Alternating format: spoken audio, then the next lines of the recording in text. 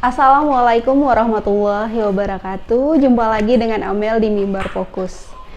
Kali ini kita kembali menyapa calon rektor dari Universitas Islam Negeri Sumatera Utara. Kali ini aku sendiri nih, biasanya berdua dengan Bang Rijanul. Kebetulan Bang Rijanulnya lagi nggak sempat, jadi mudah-mudahan aku bisa mewawancarai ini profesor ketiga yang diwawancarai Mimbar Umum terkait pencalonan calon rektor Universitas Islam Negeri Sumatera Utara. Kita menyapa Profesor Faisar Ananda Arfa ya, Dok. Apa kabar, Prof? Baik. Oke, Prof. Aku dengar-dengar ada sekitar 15 guru besar yang akan bertarung atau apa untuk menjadi calon menjadi rektor, mendaftar untuk menjadi rektor di Universitas Islam Negeri Sumatera Utara gitu. Nah, kalau profesor sendiri ini kali kedua ya yang sudah mendaftar. Kenapa profesor berkeinginan untuk mendaftar kembali dan kira-kira apa yang akan dilakukan gitu? Ya kan udah sekali, kenapa nggak dua kali? Dengan visi dan misi yang sama atau gimana? Iya lah, selagi masih bisa kan. Itu boleh jelasin nggak, Prof? Kenapa gitu? Ya karena ternyata kan para dua calon sebelumnya kan nggak bisa berbuat apa-apa untuk win, itu aja. Menurut profesor yang sebelumnya? Menurut saya, memang kenyataannya begitu kan. Yang satu masuk penjara, yang satu dipecat. Gitu, kan. Ya saya coba menawarkan diri saya untuk tidak jadi korban yang ketiga lah. Jangan sampai hat-trick ya, Prof. Dan saya yakin cuma saya yang bisa menyelamatkan UIN itu aja nih. Itu kenapa profesor bisa dari dua periode ya, dua kepemimpinan? Itu apa yang salah dari kepemimpinan atau apanya itu yang salah di UIN itu? Enggak, sebenarnya ini bukan salah orang UIN ya. Sebenarnya ini karakter kita semua gitu. Kita itu kan sangat primordialistik. Jadi kita selalu menganggap golongan kita paling baik, paling bagus, sehingga kita tidak memberi kesempatan kepada orang-orang yang potensial karena dia berbeda kelompok, berbeda mindset ya mungkin ya. Bukan mindset, kelompok. Jadi berbeda kelompok ya. Jadi beda suku. Semua lah pokoknya berbeda organisasi. Itu nggak dikasih kesempatan meskipun dia orangnya sangat potensial. Untuk kali ini dengan keyakinan. Nggak tahu kita, itu kan hanya itu yang terjadi dalam pola kepemimpinan UIN. Itu aja. Mereka selalu mendahulukan kelompok mereka dan tidak mau melihat potensi orang lain. Kalaupun ada orang yang potensial, mereka nggak pakai. Makanya kenapa saya usung istilah kolaborasi. Itu gimana itu? Ke depan saya akan menyerap semua unsur elemen yang berbeda di UIN itu. Karena saya selalu percaya bahwa demokrasi itu adalah bagaimana kita menggabung semua potensi yang ada, elemen-elemen yang unsur-unsur yang berbeda di sebuah negara atau sebuah lembaga. Kalau di Amerika itu disebut dengan melting pot. Melting pot itu apa, Prof? Melting pot itu adalah pot tempat kita melebur. Jadi sebuah lembaga itu nggak mungkin bisa maju kalau unsur-unsur yang berbeda itu dibuang. Cuma kita sendirian aja ngurus. Sama seperti negara ini juga kan, negara ini nggak bisa maju kalau hanya satu kelompok, bukan suku, satu kelompok, oligarki istilahnya. Nama di mana-mana itu kayak ormas kayak namanya lembaga, termasuk perguruan tinggi. Kalau mereka itu hanya mengelola lembaga itu orang-orang dia saja, itu nggak pernah bisa maju. Itu yang selama ini Profesor lihat di UIN terjadi ya? Iya, di mana-mana juga gitu, sama aja semua Indonesia ini. Jadi sama aja. Jadi dengan konsep yang Profesor tawarkan gitu kan, itu dari mana sih dapatnya? Apakah dari Profesor sering kuliahnya di luar atau gimana itu? Ya, itu melting pot kan, Amerika itu kan melting pot. Demokrasi itu mengajarkan kepada kita itu melting pot. Yang ditengok dari orang itu adalah kompetensinya.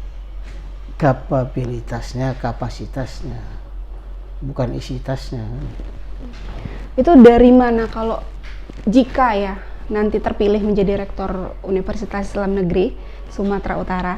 Jadi yang pertama kali Profesor lakukan itu apa? Bakal pertama kali dilakukan? Ya, konsolidasi, mengubah mindset. Itu kan UIN ada banyak ya kayaknya, istilahnya bukan cuman yang ada di pancing, bukan tuntungan. Oh ya, nggak ada masalah, itu nggak ada masalah. Yang penting bukan itunya. Yang penting itu adalah mengubah mindset pengelolanya. Bahwa ke depan UIN ini harus kita kelola bersama-sama. Itu inti kolaborasi itu di situ. Nggak bisa lagi seperti selama ini kan. Selama ini? Ya, selama ini hanya orang-orang kelompok tertentu aja yang. Jadi nggak semuanya bergerak ya, jadi hanya satu kelompok bergerak. Karena nggak dilibatkan, akhirnya mereka suka buat masalah. Demonya berulang kali, capek yang lain itu.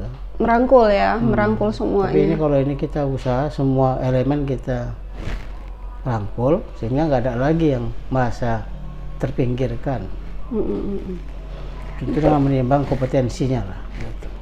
Menimbang kompetensinya. Nah, ya, tetap aja nomor satu kan. Tapi kan di UIN itu terlalu kayak kalau dibilang cukup banyak ya pemikir-pemikir di UIN yang nggak masalah. Yang penting kan bergeraknya kan selama ini kan tendensiusnya ke apa? Ke organisasi mahasiswa. Itu mesti dibenahi. Organisasi mahasiswa itu gimana, Pak?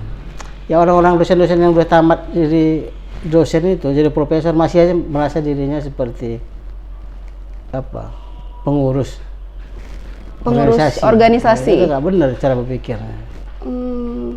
Itu nggak benar cara berpikirnya. Kita kan udah tamat, alumni kan. Jadi lalu semua membentuk alumni, lalu menjadikan ini sebagai alat untuk membesarkan organisasinya, bukan membesarkan UIN. Itu masalahnya sih. Kalau berorganisasi harusnya itu untuk membesarkan UIN, bukan untuk membesarkan kelompok yang ada di UIN gitu ya. Bawa mereka. Jadi istilah mereka sering bilang sama saya, sayangnya Profesor itu bukan kelompok kita. Itu pernyataan yang sering terdengar. Kalau saja kelompok kita kan dia udah kita rekrut ya. Ya udah kita angkat tingginya. Ya bisa ketawa aja. Kita lahir kan nggak bisa milih kan. Jadi orang Islam kita nggak bisa milih. Beruntungnya kita lahir sebagai orang Islam. Jadi itu nggak bisa nggak boleh dipertajam. Prof, kalau untuk boleh kembali misalnya gitu kan, kalau untuk program studi, program pengajaran yang ada di Universitas Islam Negeri Sumatera Utara sendiri gimana itu, Prof? Kalau Prof melihat sejak menjadi UIN dari IAIN menjadi UIN kan sekarang udah menjadi universitas, jadi bukan Islam, istilahnya banyak yang bilang yang Islamnya itu udah tersingkirkan, nggak terlalu banyak kayak dulu gitu, gimana? Ya, nggak benar itu. Tetap aja Islam itu kan satu. Semua ilmu itu Islami, nggak ada masalah. Makanya kita mengenal istilah wahdatul ulum, itu kesatuan ilmu. Memang kan gitu. Tuhan di Quran nggak pernah misah-misah ilmu. Ulama dalam pengertian Quran itu kan semuanya ulama. Ahli botani juga ulama, ahli burung juga ulama kan, ahli agama ya ulama. Jadi pengertian alim itu kan semua orang yang punya ilmu. Jadi hanya sekarang aja kemudian digeser seolah yang namanya ulama itu ahli agama. Itu kekeliruan terbesar orang baca Quran. Orang baca Quran dia akan menganggap semua ahli ilmu itu ya ilmuwan. Semua ilmu ya. Semua ilmuwan itu ulama. Gitu. Cuma nanti yang layak disebut ulama itu yang ilmunya itu membuat dia takut kepada Tuhan. Nah, itu aja bedanya. Kalau untuk program studi sekarang ini dengan yang bakal nanti, kira-kira apa yang perlu ditambah lagi di UINSU? Nah, kita nggak perlu nambah-nambah ya, sekarang aja masih pura-puraan gitu. Itu kita benahi aja dulu apa yang ada. Kan ada rencana mau nambah fakultas kedokteran itu, itu gimana? Itu kita lihat dulu lah. Ini kan saya bilang perbaikan internalnya aja kan masih punya persoalan. Saya saya nggak punya pretensi untuk membangun UIN lebih besar lagi. Tugas saya cuma memperbaiki kerusakan yang telah terjadi. Itu aja dulu. Jadi dengan nanti penerus saya lah meneruskan itu. Kan cuma 4 tahun ini. Iya, 4 tahun barangkali. Ini kan terakhir. Berarti konsentrasi saya. Konsentrasi untuk memperbaiki, iya, memperbaiki borok-borok yang sudah ada. Gitu. Yang ada di UIN ya. Jadi benar-benar bisa dipercaya lagi ya. Iya, iya. Jadi universitas Islam lah. Jadi kan dalam visi dan misi profesor sendiri aku baca akan menjadi UIN sebagai universitas world science. Itu dulu. Oh, itu dulu. Pertama itu world class university. Tapi itu kan memang program Kemenak. Itu kan harus didukung. Cuma untuk menuju ke sana kan harus dimulai dari dasar dulu. Dari kita UIN aja di Sumatera Utara aja dia belum bisa jadi nomor 1. Di Sumatera Utara belum bisa. Belum rankingnya belum nomor 1. Dia mungkin masih nomor 9 di Medan aja ya. Kalau jumlah SDM-nya dan apanya udah cukup nggak? Ya itu nggak tahu saya, nanti lah itu kalau saya belum ada periksa ya, belum ada teliti ya. Itu belum saya jangkau kan. Itu dari setahun ini ya pembenahan lah dulu ya. Karena kan kalau dilihat kayak kemarin juga pernah bicara sama Profesor Kartini itu terkait pembenahan juga. Jadi selain daripada SDM, jadi banyak juga bangunan-bangunan yang juga masih bermasalah di UIN itu yang perlu perhatian juga segera kan. Kalau bangunan itu tukang bangunan aja kita suruh benahi. Nah, maksudnya ada lahan yang harus diperbaiki. Kita nanti akan bicara mindset. Mindset aja dulu. Mindset udah bagus, insya Allah akan bagus lah itu. Tentang mindset ya? Nggak ada yang lain itu. Mindsetnya kita parah itu loh. Itu gimana? Bisa jelasin nggak, Prof? Apa yang akan? Ya, mindset itu kan cara berpikir. Cara berpikir itu paradigma ya, model of thought namanya.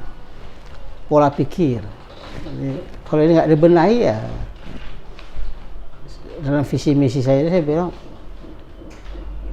saya mengumpamakan UIN itu seperti pesawat terbang kan? Dia butuh pilot kan, pilot yang terampil yang bisa menerbangkan pesawat itu, kemudian membawanya dengan nyaman penumpangnya dan mendarat dengan baik. Nggak goncang-goncang di atas. Goncang tetap ada. Cuma ada. Kan pilot yang baik itu kan dia menatap ke depan. Nggak pernah. Saya selalu bilang, apakah ada pilot yang mendatangi penumpang? Nggak ada. Dia tetap ada nggak pernah. Ya. Dia nggak pernah jilat penumpangnya kan. Cari muka yang penumpang nggak ada. Enggak.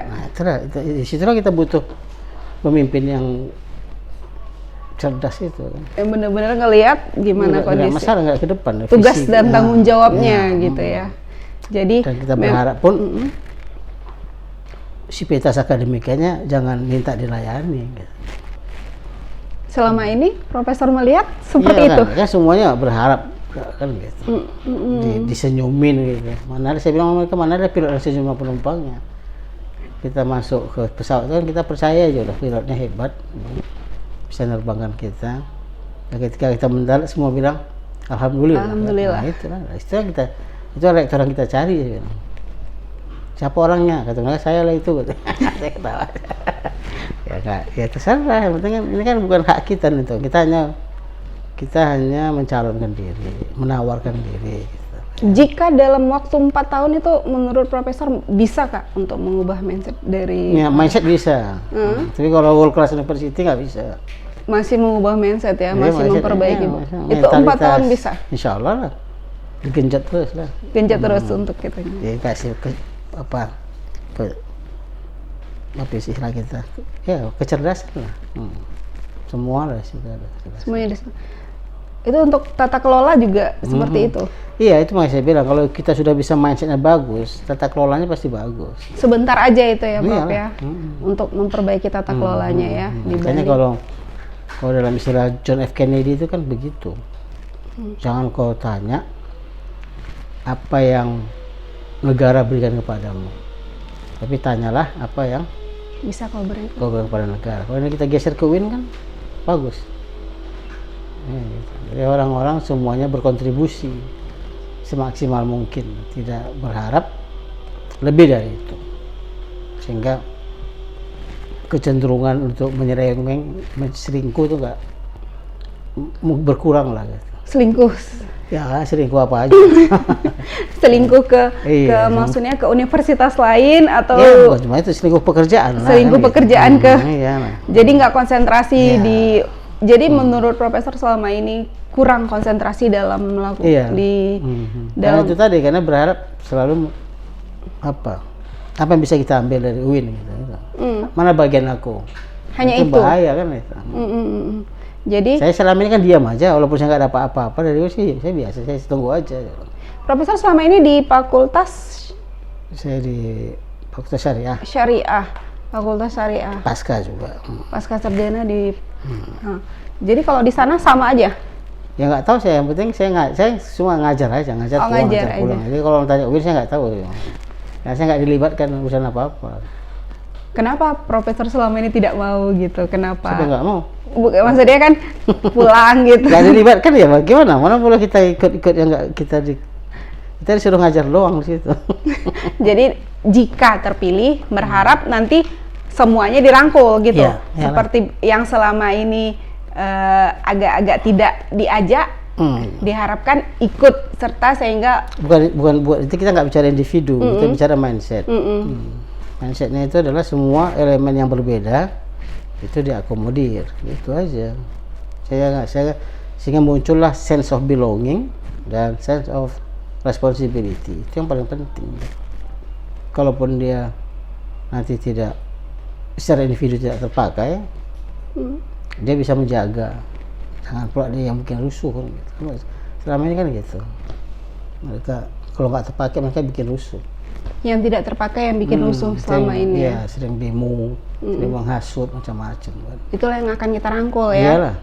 Akan kita rangkul. Kita sadarkan juga bahwa tidak semua orang harus bisa dilibatkan. Yang penting kan perwakilannya ada. Kita ada kolaborasi itu. Itu aku ada baca. Kolaborasi dan kerjasama itu kunci kemajuan kampus ya, Prof. Ya, jelas itu. Di mana-mana begitu. Kampus-kampus di luar UIN kan semuanya begitu. Mereka sudah bisa menyampingkan ego sentral. Mereka nggak bicara lagi saya siapa dari mana. Jadi kita bicara bagaimana cara memajukan UIN. Itu yang paling utama. Mindsetnya itu yang paling penting. Jadi mindset. Jadi menurut Profesor sendiri seburuk apa sih mindset pengelolaan UIN Sumut sekarang ini? Ya fakta lah bicara. Saya nggak perlu. Ya boleh jelasin dikit nggak?